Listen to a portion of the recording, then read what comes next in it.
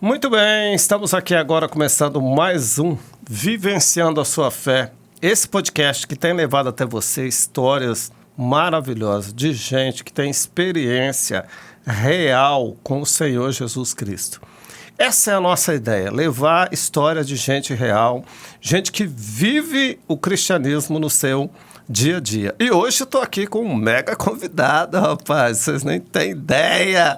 Hoje está aqui comigo o pastor Wilson e ele vai contar um pouquinho da história dele. Ele que veio para agregar agora com a gente, né, fazer parte da nossa equipe, e ele vai contar um pouquinho da história dele para vocês. Olá, tudo bem, pastor? Tudo bem, pessoal de casa? Bem, contar a história da gente não é fácil, né? A gente nunca sabe por onde começa, né? Mas eu sou um irmão de 9 filhos, né? Os meus pais tiveram 9 filhos, nós somos em 7 homens e 2 irmãs. Eu sou gêmeos, né? E então meu irmão gêmeos é mais velho do que eu, ele nasceu 10 minutos antes, eu tive que carregar isso a vida inteira. E depois de mim ainda nasceram mais 2, então nós somos em 9 filhos. Embora tenhamos nascido a maioria em São Paulo, fomos criados em Rondônia, em Presidente Médici, e ali foi a nossa vida. Crescemos, fomos educados, ensinados ali, e aí depois todo mundo seguiu o rumo. Hoje só tem o meu pai em Rondônia. Todos os demais já não moram lá mais. Cresci, trabalhei fora durante alguns anos, lá principalmente em Rondônia, o pessoal conhece bastante a Pemasa, morei na Pemasa. Foi o primeiro emprego que eu tive assim um boom, né? Porque você sai dali com algumas experiências e aí quando você vai embora você tem umas melhorias no currículo, né? Depois eu vim para o Mato Grosso, morei em Tangará da Serra. Depois fui para Sorocaba, morei alguns anos lá, depois retornei. Quando eu retornei para cá, quando eu morava aqui até esse tempo, 2006, a minha família é católica, né? Então eu também era católico. Quando eu fui para Sorocaba, aí eu frequentei a igreja que o meu irmão era diácono e um dos meus irmãos também, o meu irmão mais velho, é pastor presbiteriano.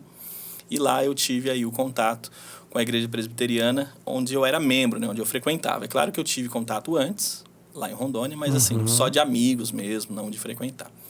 Quando eu retorno de Sorocaba, lá em 2018, aí eu venho para o Jardim Santiago, né? E aí eu já venho como um membro da igreja presbiteriana. E aí fui frequentar a igreja lá no Jardim Santiago, o pastor Marcos era o pastor na época, tinha alguns jovens na igreja, mas assim, uns tocavam e tudo mais, porém não tinha vamos dizer, aquele trabalho dos jovens na igreja. Eu achei que era um lugar bom, eu morava perto, morava uns 80 metros da igreja, então foi o lugar que eu decidi ficar, e aí eu atuei com os jovens, caminhamos juntos, e aí depois, em 2011, eu fui para o seminário, e aí... Você foi fazer seminário? No final de 2011, na verdade. Aonde? Em Rondônia. Rondônia. Aí no final de 2011 eu fui, aí começou o curso em 2012, e aí nós ficamos até 2016, que é um curso de 5 anos. E aí em 2017 eu retorno para cá, vamos para a Central, né, a presbiteriana de Tangará da Serra, e ficamos 1 ano, em 2017 inteiro, e então nós já tinha esse projeto de ficar 1 ano na Central, e depois ir para Sapezal, que era uma congregação da Central, com a ideia de organizar a igreja. Aí nós fomos para Sapezal, ficamos lá de 2017, 18, 19 e 20. Aí, em 2020, no final do ano, eu pego uma licença e vou para Rondônia para cuidar da minha sogra, que aspirava a cuidados, né? Minha esposa, ela é filha única, então não tinha mais irmãos para estar. E nós fomos. Fiquei 3 anos lá de licença.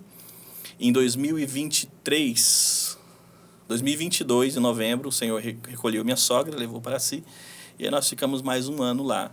E aí retornamos agora para estar junto aí no trabalho da igreja. A história familiar. Você é casado, tem uma filha, como é que acontece esse processo?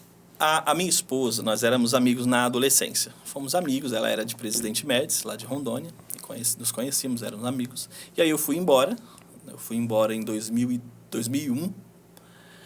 E aí eu retorno depois, sempre para passear, para ver a família. A gente sempre se via, mas sempre na amizade. Quando eu vou para o seminário, nós nos encontramos e aí as coisas já foram um pouco diferentes. Namoramos e tudo mais. É claro que quando eu soube que ia para o seminário, que eu fui lá ver o seminário e tudo mais, conversar, nós começamos a orar. Então, oramos durante alguns meses, isso foi mais ou menos em março, em maio. E aí, em agosto, nós começamos a namorar, mas eu ainda morava aqui. E aí, fui para lá no final do ano e continuamos namorando. Em 2013, nós casamos, no 27 de dezembro. Ainda no seminário, então. No seminário.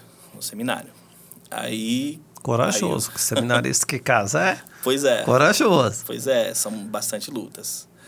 E aí eu vim morar em Médici, porque até então, solteiro, eu morava no seminário, né, no Instituto Bíblico. E aí volto para Médici, casado. E aí a minha esposa já tinha uma filha, que é a Vitória, que é a nossa filha. E ela já tem 19 anos. Então, agora é se preparar para seguir a caminhada dela. Né? Ok. Você falou que trabalhou na PEMASA. Era o quê? Era vendedor? O que você fazia? Tesoureiro. Eu era do setor financeiro lá. Setor financeiro. Sim. Quais as suas outras experiências profissionais que você teve aí na jornada aí? Eu comecei cedo, né? Na minha época, criança ainda podia trabalhar. 10 anos eu já comecei vendendo picolé. Então, tive vários desafios. Ainda criança, já descobri que tinham adultos que trapaceavam crianças. Eu tomei alguns golpes, né? 5 pessoas adultas chupando picolé. E aí, para uma criança que trabalha, isso é uma alegria, né? E aí, no final, ele vai pagar. E no final, acabou todo mundo. O último falou, não tenho filho barbado. Quem tem filho barbado é gato. E não pagou nem o dele. Foi embora. Foi o primeiro golpe que eu tomei na vida. Quando eu cresço, então, já atento a alguns sinais que ficam. Quando eu entro na PEMASA, a PEMASA é assim. Ela contrata você para trabalhar sempre em uma cidade onde você nunca morou. É particularidade deles, né? Então, eu morei em várias cidades, conheci várias cidades de Rondônia pela PEMASA, sempre tesoureiro. Então, a gente fazia um bom trabalho, então, sempre que tinha algum problema, na primeira vez eu ligava na matriz e pedia ajuda e resolvia, depois eu já resolvia sozinho. Às vezes, alguns tesoureiros ligavam para mim porque não entendia como funcionava o processo. E aí, a gente trabalhou, tive boa experiência, saí 3 anos depois, aí fui ser vendedor em uma loja em Médici, fiquei alguns meses, e depois vim para Tangará. Em Tangará, eu trabalhei aqui no Senac, trabalhei algum tempo no Senac, e depois fui para Sorocaba. Aí lá em Sorocaba, o meu irmão tinha uma empresa de consórcio no shopping, então eu trabalhava no escritório no shopping com ele. Depois fui trabalhar em uma gráfica como vendedor, viajei bastante em São Paulo. Aí eu retorno de Sorocaba, em 2008, naquele problema do imobiliário lá, que quebrou muita gente. E aí eu começo a trabalhar no Sebrae. Então, eu trabalhei no Senac, fui embora, retorno e vou trabalhar no Sebrae. Trabalhei um tempo no Sebrae também. Qual que era a função no Sebrae? Eu fazia administração na Unemate. Então, eu era estagiário lá. Né? Então, atendimento a empreendedores, mas como estagiário, não como um funcionário efetivo. Né? Trabalhei um tempo lá. Depois fui trabalhar na Honda. Eu representei um tempo o Itaú na parte de financiamento. Depois fui vender. E aí foi isso. Aí no final de 2011, eu estava, na época, existia uma loja de motos chamada Dafra. Dafra Motos. E aí eu trabalhei lá. E aí naquele final de ano eu fui embora para o seminário. E aí veio o processo do curso. Então vamos falar um pouquinho disso. Como é que foi o chamado? Como é que você entende que isso acontece? Como que foi esse processo até a ida para o seminário? Sim. Particularmente, ainda enquanto católico, eu pensei em ser padre. Né? Tinha alguns encontros que aconteciam, principalmente da Renovação Carismática. Eu pregava durante um tempo na Renovação Carismática, aqui mesmo em Tangará. Também preguei. O lugar que eu mais gostava de pregar era na Vila Esmeralda. Tinha uma igreja lá que quase ninguém queria ir, e eu ia lá e pregava na Renovação Carismática lá. Ainda católico, eu entendi que eu tinha o chamado. Tanto que quando eu fui para pregar na Renovação Carismática, eu gostava. Era uma coisa que eu sempre gostei. Só que quando eu entendi que eu poderia ser padre, eu também entendi que eu queria me casar. Então, houve um conflito ali e eu escolhi o outro lado. Então, eu sabia que eu queria ter minha família. Então, padre era algo que eu não cogitei durante muito tempo. Né? Quando eu vou para Sorocaba, que eu vou frequentar a igreja presbiteriana, o que eu entendo da igreja presbiteriana? Que a igreja presbiteriana professava uma fé que eu sempre professei. Né? Na verdade, algumas pessoas perguntam assim, quando que foi que você se converteu ou quando foi que você foi convertido? Eu não me lembro.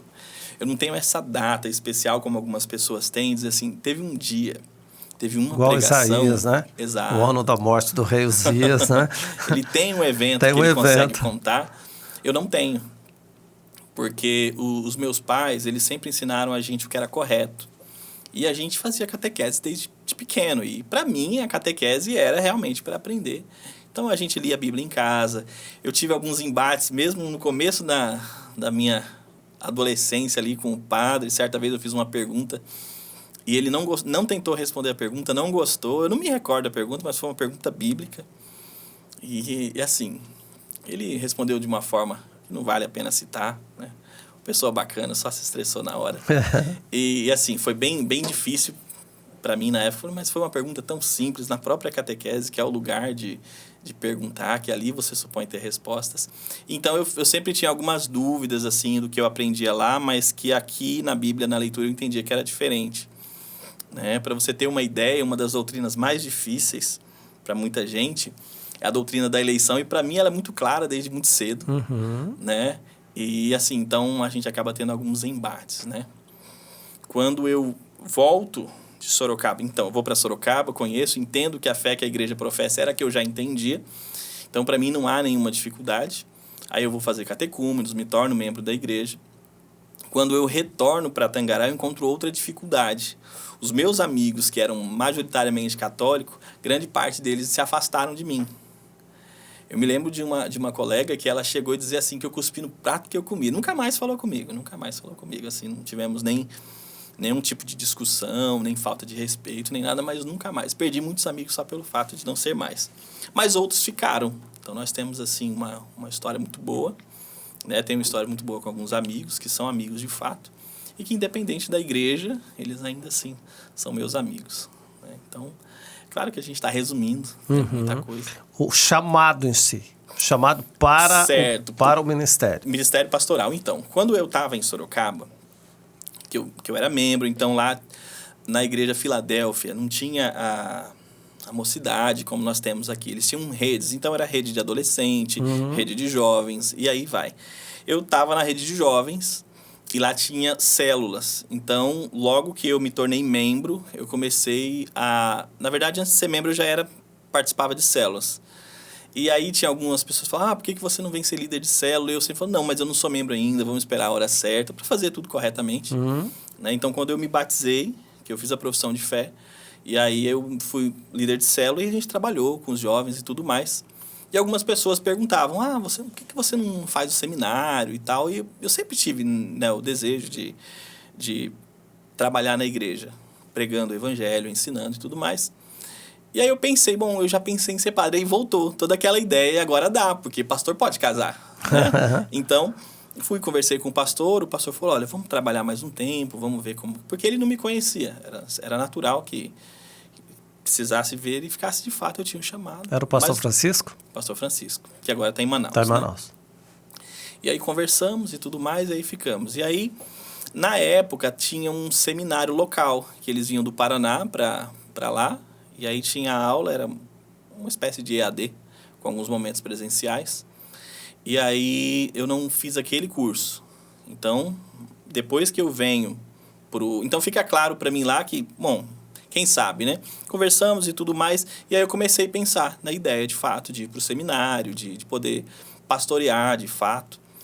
Quando chega 2008, eu venho para cá, começo a frequentar o Santiago, e aí eu converso com o pastor Marcos, porque quando eu cheguei aqui, eu me enturmei muito rápido com os jovens e tudo mais, eu pensava até em ser pastor de jovens, né?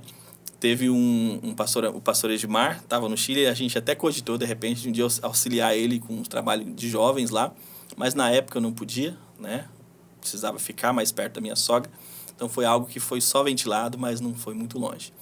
Então nós tivemos essa ideia, eu tive a ideia, vou conversar com o pastor Marcos, o que ele acha, e ele falou, olha, você está com os jovens, né? Dá para perceber que você tem um chamado, e conversamos e tudo mais. Isso em 2009 já. E aí fiquei 2 anos, até 2011, quando ele conversa com o conselho acata, né, a ideia de eu ir para o seminário. Só que naquele ano tinha um outro jovem que ia para o seminário, ele já estava mais tempo que eu, vamos dizer, na fila, né, com o presbitério. E aí o que o pastor Marcos faz? Uma coisa que eu nunca esqueço, né, que ele chama o conselho e propõe de que a igreja pague metade dos meus custos no seminário, porque é majoritariamente do presbitério. Como o presbitério já estava enviando um seminarista para São Paulo, então Rondônia o custo era menor, pelo menos na época, né? Porque Rondônia era uma extensão, então havia alguns subsídios e o custo era menor. E aí o conselho aceita, né, a proposta do pastor de custear a metade dos meus custos lá de Rondônia. E o presbitério também acata. Então, naquele ano foram enviados 2 seminaristas. Um somente pelo presbitério e outro metade da igreja e metade do presbitério. Senão, eu teria que ter esperado 4 anos para que o Marcos Arruda concluísse o seminário. Então, eu enviaria. Eu não sei como que estaríamos hoje, né? Mas tivemos essa bênção naquela época. E aí, então, em 2011... No final de 2011 eu vou, porque começava o curso em 2012, né? Mas isso já em dezembro. Fomos para lá e em 2012 começou o curso. Como é que foi essa experiência no seminário? Foi assim, eu já tinha feito faculdade, né? Eu tinha feito administração, embora não tivesse concluído, mas eu fiz alguns anos, então essa experiência de trabalho, né, de pesquisa, eu já tinha bem. O seminário foi um lugar que na primeira aula que eu tive, um pastor que tinha lá, que ele era professor, ele não está lá mais, o Roberto Lisboa. Conheço o Roberto, loirinho. Isso, ruivo, né? Ele falou para mim assim, certa vez, não se acanhe em perguntar. Não se acanhe. Aqui é o único lugar que você pode perguntar. Porque depois que você terminar o curso, você só vai ter que dar resposta. Você não vai ter ninguém para você perguntar. Se tiver algumas dúvidas, você vai ter que guardar para você. Você não vai chegar na igreja e perguntar, pessoal, o que vocês acham? Né? Não tem como. E eu levei aquilo para mim. Então, o seminário foi um lugar que eu perguntei muito. A matéria que eu mais gostava era teologia sistemática. É uma das matérias que eu mais gosto até hoje, né? E aí eu sempre perguntava.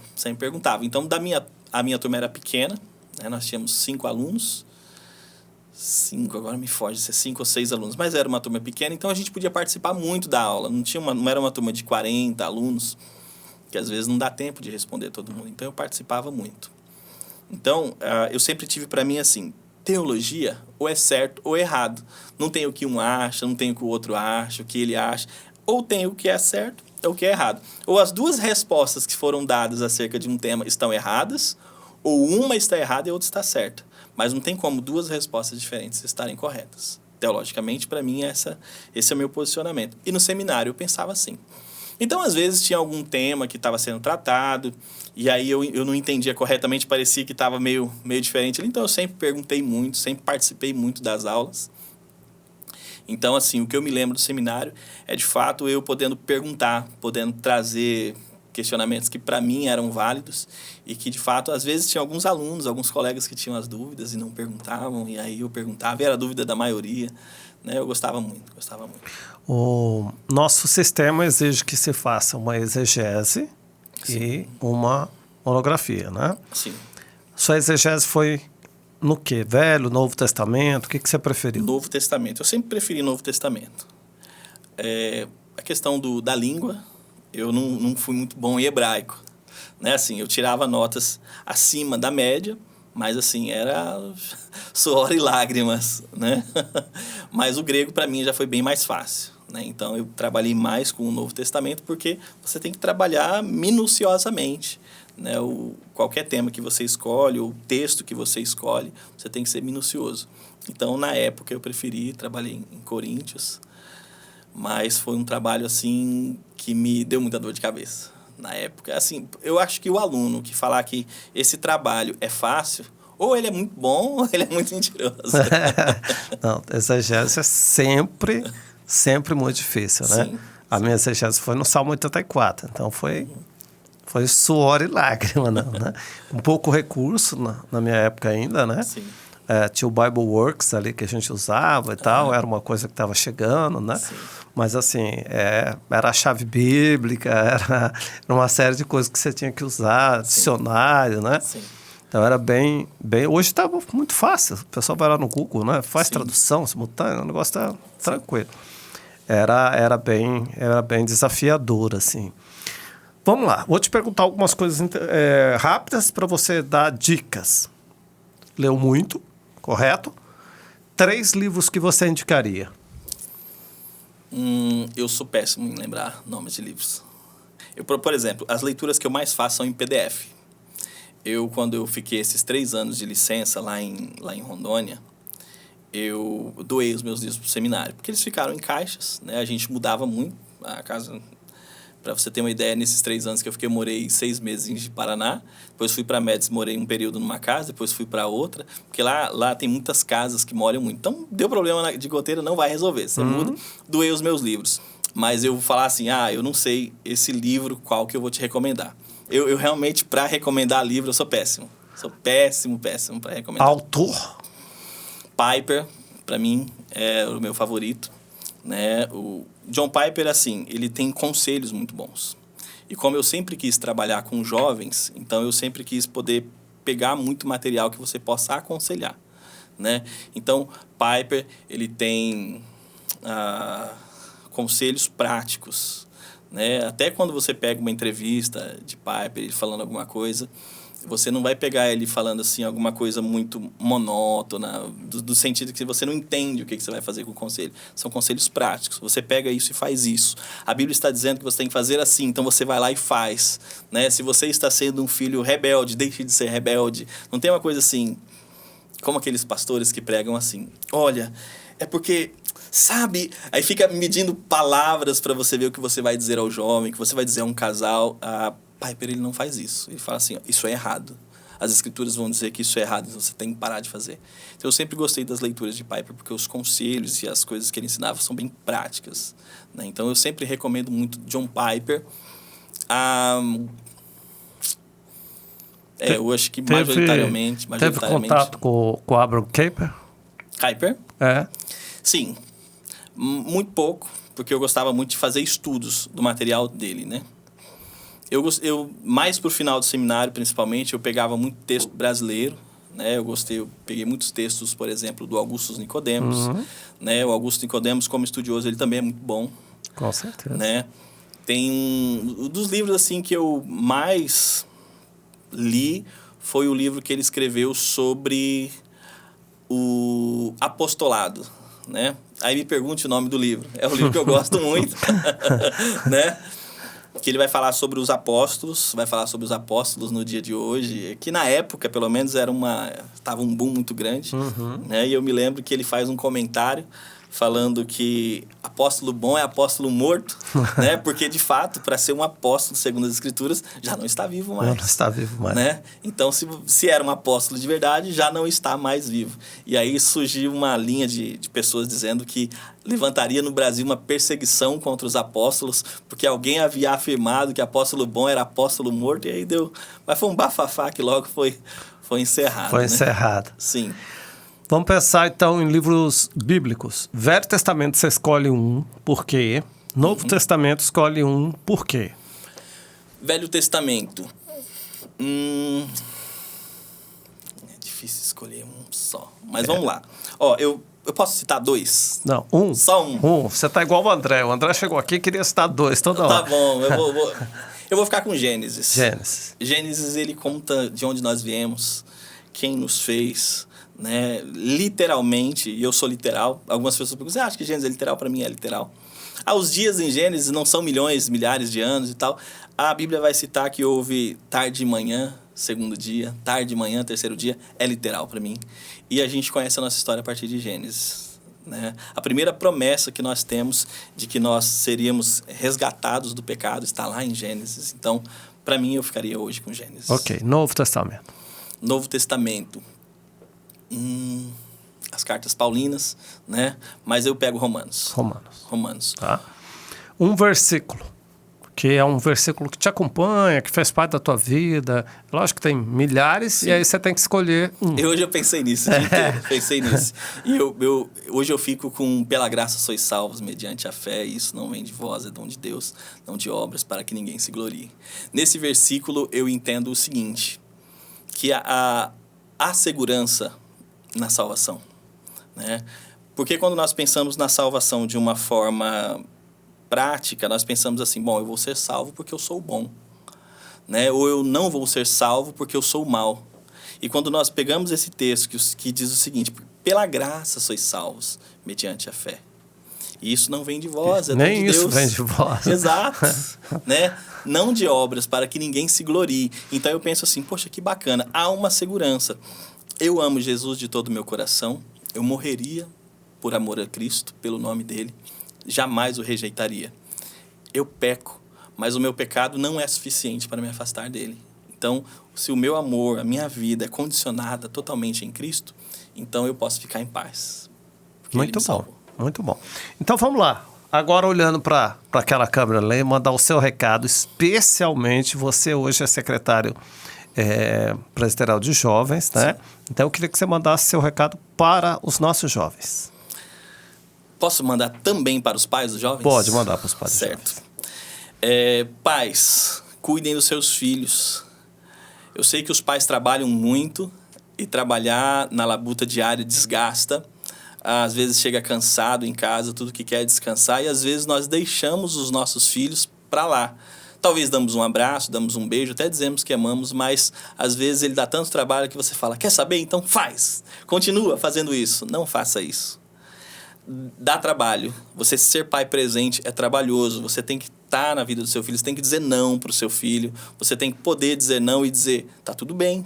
Às vezes os pais sentem culpa por dizer não, porque os filhos se aborrecem e se aborrecem mesmo. Nós nos aborrecemos no nosso trabalho quando ouvimos um não. Então seja pai presente, seja pai que participa da vida do seu filho. Saiba o que seus filhos fazem nos celulares, saiba o que seus filhos fazem nos computadores, saiba porque são portas abertas, né? E o mundo está aberto ali para ele ver e fazer e falar com quem ele quiser. Conheça o seu filho de fato. E filhos, jovens, adolescentes e todos os filhos, obedeçam aos seus pais, eles são seus melhores amigos. Quando você está bravo com seu pai, você está errado. A não ser que ele tenha feito algo errado, mas se ele tiver feito algo que é para cuidar de você, mesmo que doa, existem remédios que são amargos, mas que fazem bem. Então, respeite, ame os seus pais, honrem os seus pais. Eles têm essa função de seus pais e Deus deu para eles a graciosidade de serem respeitados e de serem honrados. A Bíblia dá, inclusive, um presente para quem honra pai e mãe. Há uma promessa para quem honra pai e mãe. Então, você tem a obrigação de respeitá-los e de honrá-los também. Muito bem, gente. Então, esse foi mais um Vivenciando Sua Fé. E nós estamos precisando da sua parceria, do seu apoio. Venha se juntar a nós nesse podcast que tem feito diferença na vida de muita gente. Você que é empresário, você que quer colocar a tua marca aqui no nosso podcast, venha. E tenha uma semana linda, abençoada. Vivencie a sua fé.